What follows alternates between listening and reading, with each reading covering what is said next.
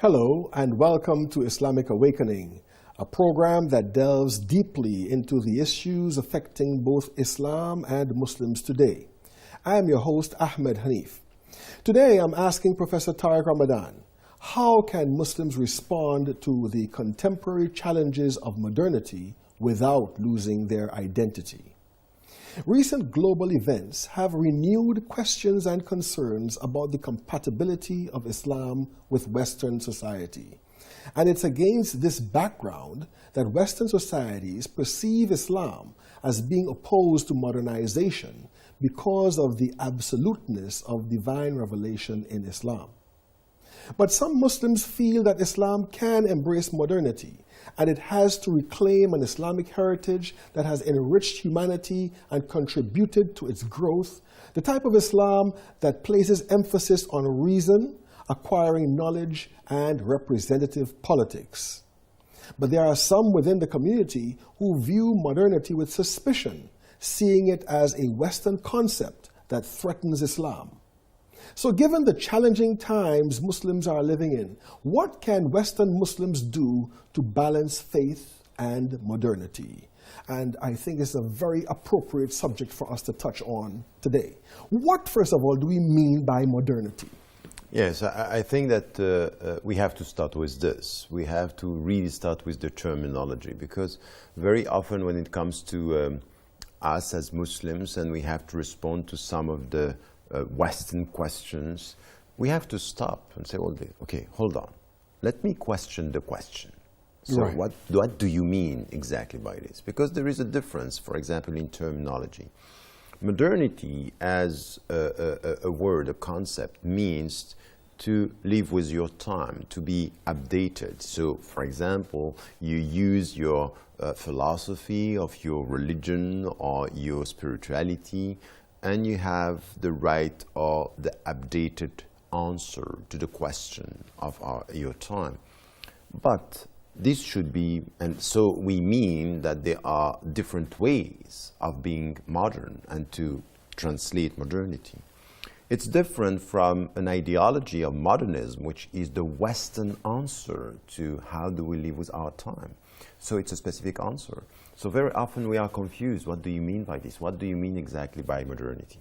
If, for example, you come to some of the sociologists and philosophers, they would say, look, let us come with the features of modernity. The first one is the primacy of the individual.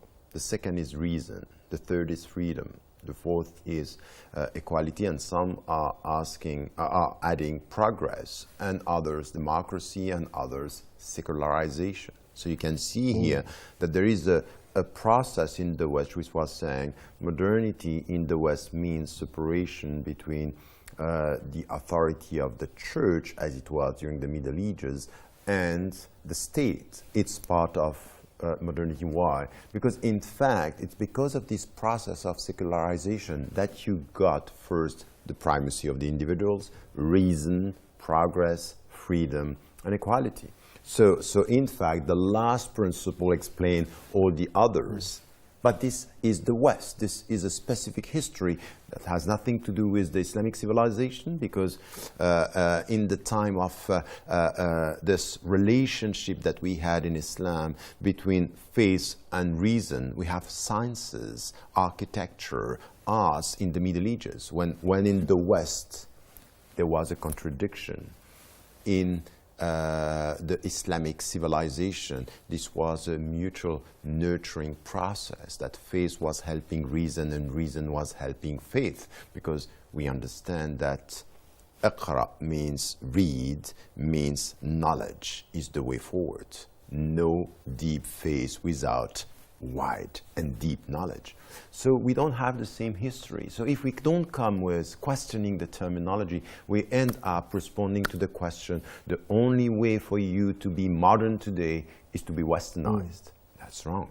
That's not going to work. And I would say, no, what we need now, it's from where we are. And me, as a Western Muslim, I'm a Western Muslim, so I live within the West. I'm questioning some of the features of what we call modernism or the Western modernity by saying, for example, I don't have a problem as a Muslim with individual. as the primacy of an individual. Why? Because what I have in Islam is وَقُلُّهُمْ آتِهِمْ يَوْمَ الْقِيَامَةِ فَرْضًا. One day you are going to be alone before God, and you will respond. But I have a problem with individualism. So my problem is not in the principle. My problem is in the excess of the principle. And how are you going to balance between individual and community is by having ethics and rules and a vision. And Islam is providing us with this. I don't have a problem with, for example, reason, with one clear condition. Reason has to acknowledge the fact that there are limits to reason, that there is something which is beyond. But to end up with the arrogance of rationality saying nothing else but reason, say no, I'm sorry. Because even my reason should understand that my heart gets some knowledge, that my body gets some knowledge. So we need to understand here that our critical discussion with modernity is a discussion about we might not have a problem with the principles, but we have a problem with the excesses. For example, individualism, or because of freedom, do whatever you want. There is no limitations. Progress, produce whatever you want and don't ask the goals. No, I'm sorry. We have to question progress. We have to question the goals. Why are we putting so much money in things that are useless for humanity and not investing into education?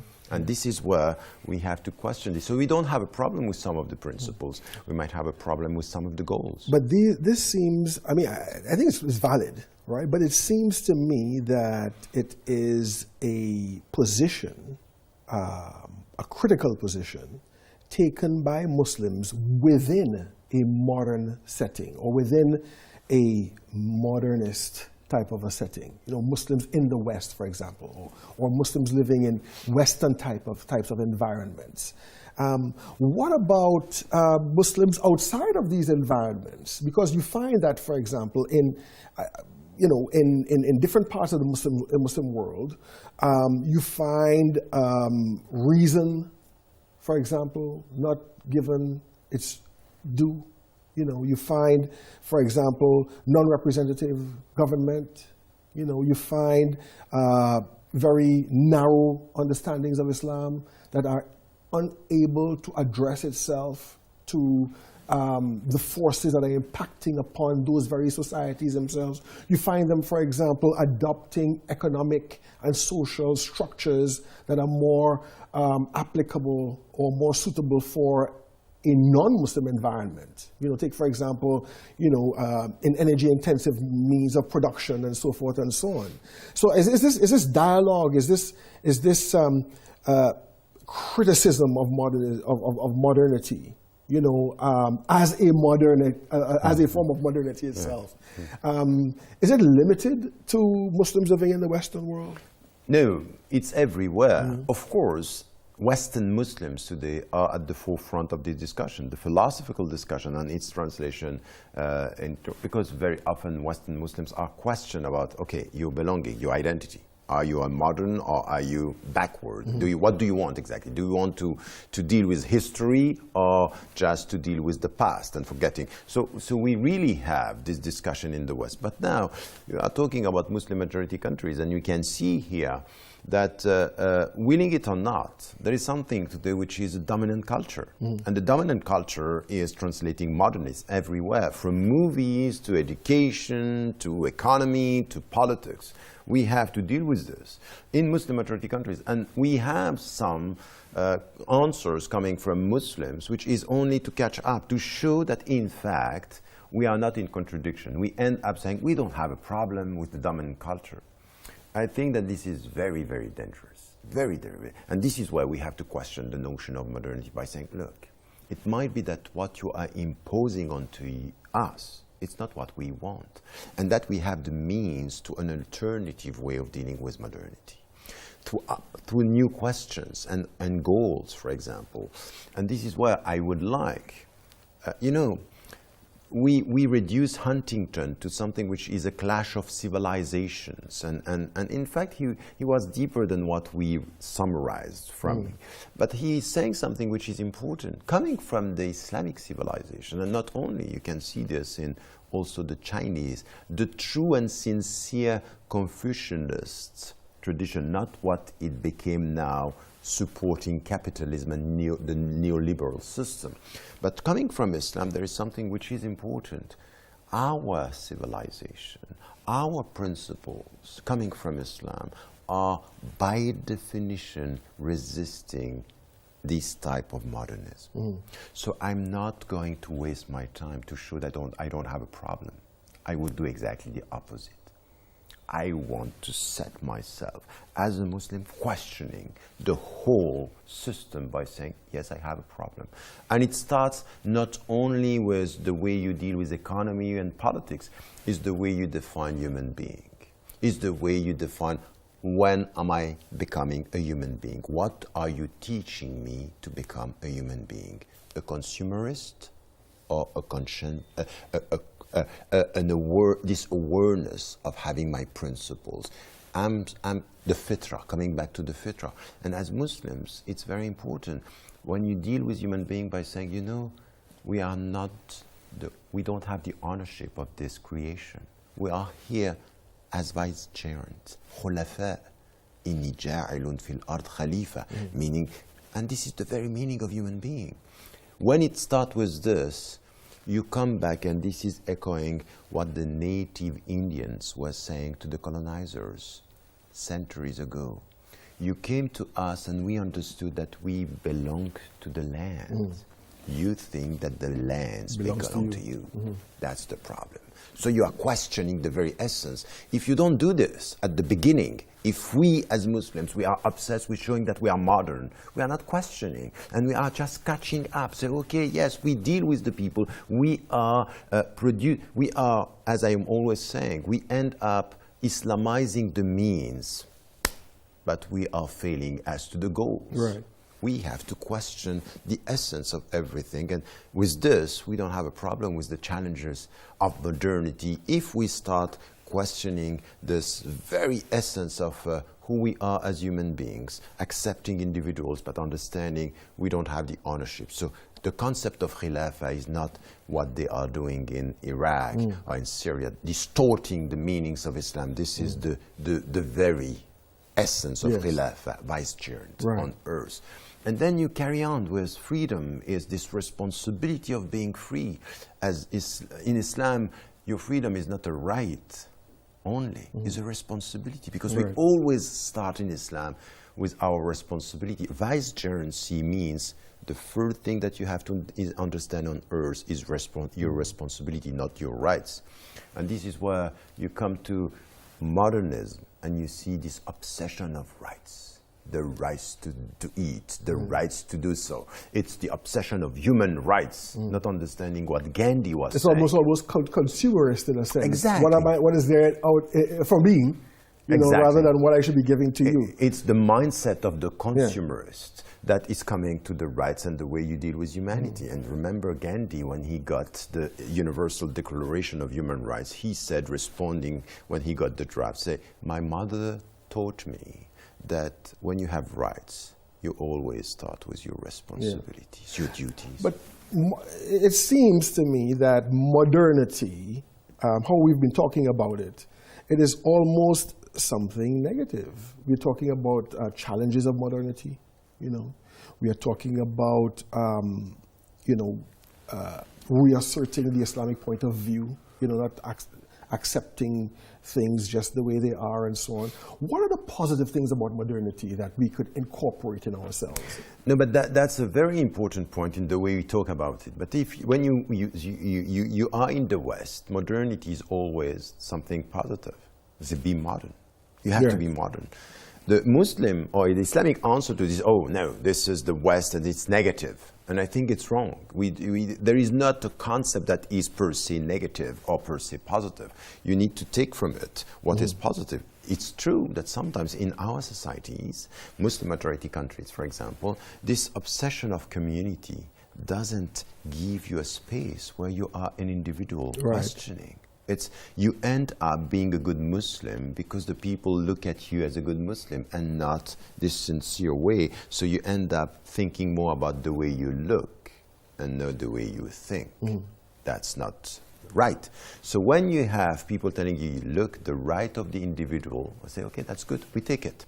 Because we understand in Islam, al-hikmatu dallatul Muslim, is that wisdom is the lost property of the Muslim. So we take it. That's good. That's individual, and the right of the individual is important, but not to the point that you're forgetting the community, right. Not to the point that you end up being selfish in everything, that you are nurturing the consumerist mindset in everything. So it's always balancing that there are something that are good and things that are bad. What else is good? So, for example, freedom. Freedom. Right. That's true. Once again, well, what do you mean by freedom? Freedom to what? I mean, originally, freedom, it meant freedom from the dictates of religion or the freedom of conscience, for example. Yes, but that's, yes. For example, from an Islamic viewpoint, la ikraha fi din, no compulsion in religious matters. This is freedom that you can't. أَفَأَنْتَ تُكْرِهُ النَّاسَ حَتَّى يَكُونُوا مُؤْمِنِينَ? Are you going to impose on to people to believe? That's none of your business. So freedom is the starting point of everything. It's part of the fitrah. And we have to promote this. Why do we have to promote this? Because in many Muslim majority countries, look at what is happening in many Muslim majority countries, we are dealing with dictators. So if it means that my freedom, my spiritual freedom starts with the social freedom, the political freedom, the cultural freedom, we are for it. And we have to celebrate this. And I have to say something. I have to be able to speak my mind. Who are you to prevent me to speak my mind? When afdalul jihad kalimatu haqqin amam sultan jair, that the best jihad is to a word of truth in front of a dictator. What does it mean? Freedom. It means freedom. It means freedom, and we have to celebrate this. So if modernity is helping us to get to this and to nurture this, this is where, once again, we take from other civilizations, and it helps us to come back to some of our principles. But I would say that the added value that the Muslims should bring into this discussion is we don't have problem with history. We don't have problem to rethink our legal tradition, because this is ijtihad, and it has been done in the Shiite tradition, in the Sunni tradition. We don't have a problem. We don't have a problem to deal with progress. We are ready to take everything which is good for humanity is ours. We are ready. But there are conditions, and the first one is always to ask, when you act, what is your intention? When you produce, what is your goal? What is your goal? Are you serving humanity, or are you making money? And even with media, for example, we need media. We need to have, people covering everything, but to do what? To do what? What do we want to do? To do this bad news that we have, covering everything which is bad, or to think about something which is giving dignity to what the people are trying to do? So it's all about this understanding of modernity could be but a means. Religion, faith, spirituality, and philosophy, it's questioning the goals. Now, what about those people who are anti-modernity? There are some people who think modernity is all a Western idea. It's about the Western way of life, and it is something that has to be absolutely rejected. I think what is the errors of that particular type? That's a very good point, because I was once talking with somebody who was coming from the Sufi tradition and saying, no, don't talk about modernity. This is a trap. You are going to fall into the trap of the West. At the end, we have to resist this. The only thing that we have to do, and when we see that the world is changing, the best is isolate yourself from what the world is becoming and try to protect your spirituality. I can understand this, because it's very powerful. So they are resisting anything and reducing modernity. But at the end, we have to tell them, look, can you today deal with the world the way you were dealing in the 7th century? Is history, is not history moving? You have to deal with this. This is Sunanullah. So it's Allah's laws. He wanted this to happen. And He's telling you something that was said in the Prophet's lifetime. When he was sending Mu'az ibn Jabal to Yemen, say, how are you going to deal with this new environment? The Quran, the Sunnah, and then what? Your mind. So you have to use your mind to deal with new challenges. So we need to understand that there are new challenges. Now, there is a difference between catching up with the dominant civilization, or coming back to some of the principles to say, yes, we deal with time, we deal with the universe, and you understand something that in the Quran it is said, وَالْعَصْرِ إِنَّ الْإِنسَانَ لَفِي خُسْرٍ. By time, the people are going towards their collapse. Something is deteriorating within history, you know that. But we have the duty to deal with it, and we have the duty to make our mind and to come with some of the big questions, the big questions and the right answers. This is what we have to do. But this rejection of modernity as very bad per se, I think it's an attitude towards the West, which is the rejection of the dominated. And you know something during the colonizing time, there's something which is very paradoxical, that you end up sometimes rejecting what is attracting you. So you see that your emotions, your body is attracted, and say your mind say, no, not there. This is where وَكَذَلِكَ جَعَلْنَاكُمْ أُمَّةً وَسَطًا. Master your rejection by taking what is good and avoid being attracted by what is bad, which is exactly the opposite of what the Muslim majority countries are doing today. We are taking from the West the worst things and forgetting the best things when it comes to what we were talking about, education, freedom, equality. These are principles that are ours. These are not, we are alienated from our own values, and we look at them as if they were coming from elsewhere. Do you think it's correct to say then that one of the most important characteristics of the modern Muslim is the awareness that he's living in this modern time, and as a modern person, he has the right and the power to use the teachings of Islam, the principles and philosophy of Islam, to not only challenge what he might see as errors in modernism, but also to make life, the world, a better place in this modern time. This should be the mindset, this should be the attitude, is wherever you are, whenever you live in history, there is something that you have to take as it is, which is exactly what the Prophet, peace upon him, was doing. It says he came to Mecca, he came to Medina, he looked at the world the way it was. Okay, from here I start. This is exactly what we have to do. But not by trying to deal with the world the way it is. We have a duty, a double duty. You change yourself, you change the world. And sometimes the first struggle is intellectual. Remember that the first occurrence of jihad in the Quran is about with the Quran. The Quran is your weapon. When it comes to modernity, the weapon is our mind, not our weapons. Great point to end our beautiful discussion. Sadly, we are out of time. And I would like to thank Professor Ramadan and, of course, all of you at home for watching. And until next time and another edition of Islamic Awakening, it's a goodbye from me and the whole team.